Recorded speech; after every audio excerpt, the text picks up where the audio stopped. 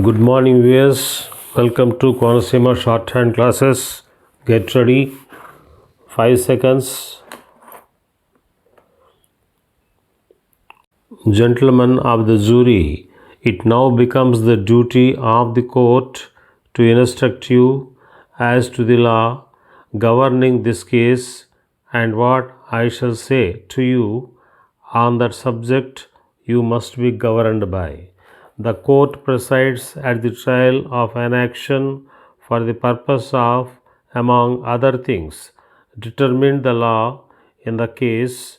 and advising the jury as to what the law of the case is, and also passing upon objections to evidence which may be offered in support of the issues joined, and seeing that improper evidence is excluded from the jury's consideration so that they may readily see the issues and apply the evidence that is adduced in support of the issues or to contradict the issues. The jury are the judges of the facts, and with the jury rests the determination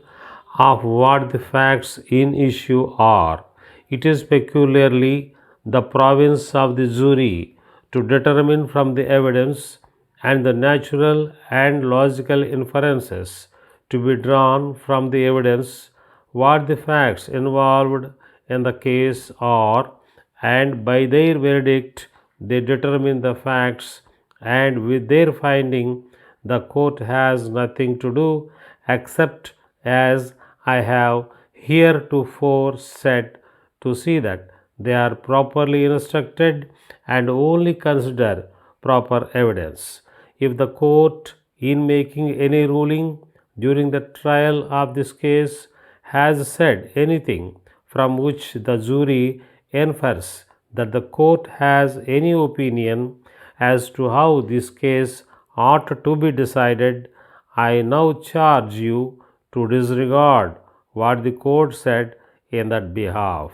I have no recollection of having said anything of that nature, but out of an abundance of caution, I now say to you that it is your duty to exercise that independent judgment upon the evidence in the light of these instructions, and by your verdict determine what the facts in issue are. A fact is said to be in issue when it is asserted on one side and denied on the other, and the facts in issue are to be found in the pleadings in the case. There is a common error which calls arguments of counsel to the jury before the close of the evidence the pleadings of counsel. That is incorrect. Those statements made by counsel to the jury in explanation of the evidence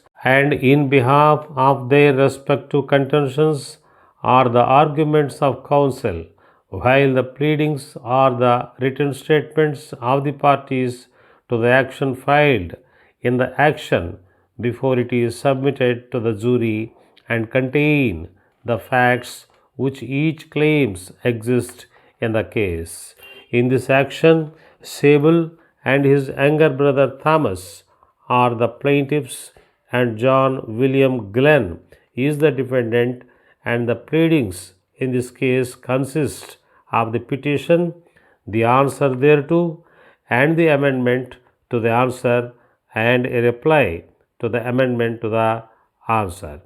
Keeping in mind what I have told you constituted an issue of fact, namely, where a fact is asserted on one side and denied on the other, that there an issue is said to be joined which the jury must determine. I now say at this point that whatever one of the parties admits an averment which the other party makes, the jury may take for the purposes of the action the admission to be true and the fact established,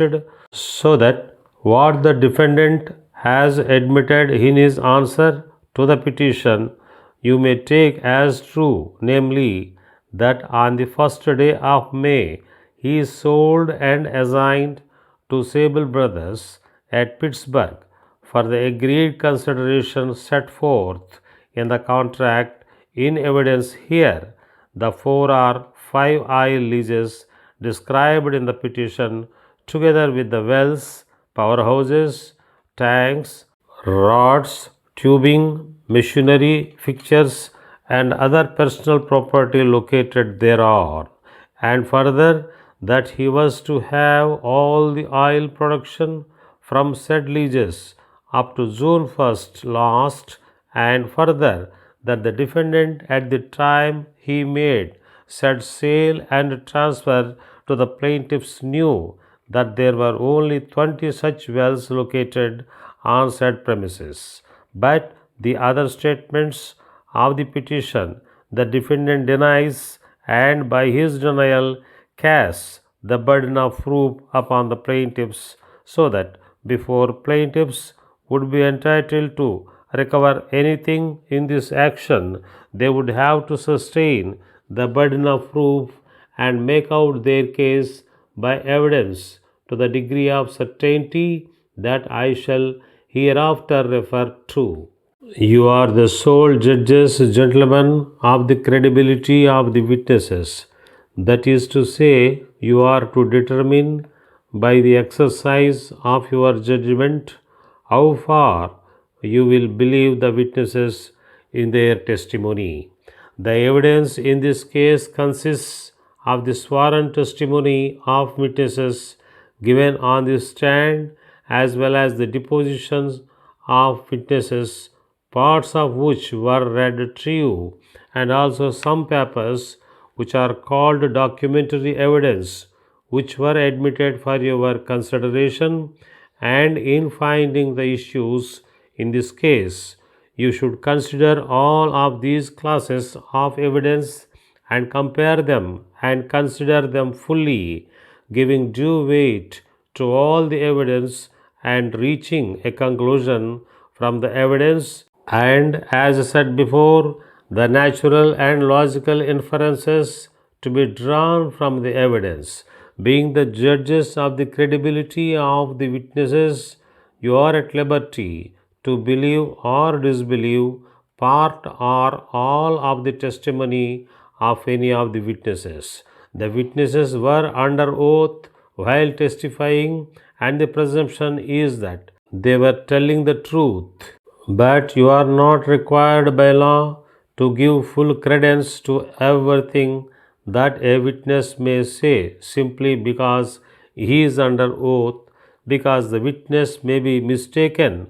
or his interest in the result of the controversy may incline him to color his testimony, sometimes unconsciously, and other considerations of like character may make it appear proper to you not to give the full degree of credibility that the language of the witness imparts. The testimony of the witness should be tested by you. That is to say, you should consider the demeanor of the witness while upon the stand, his candor and fairness or lack of it, his willingness or unwillingness, the readiness with which he testifies, the circumstances to which he testifies, the opportunity that he may have had of knowing that to which he testified, and the extent of the opportunity he may have had for knowing what he has testified to, his bias or prejudice for or against either party, if any was shown, and his interest in the result of the controversy, if any, and all such considerations as these which may enable you to determine how far you ought to accept the statements of the witnesses in ascertaining the facts that are submitted for your consideration and determination.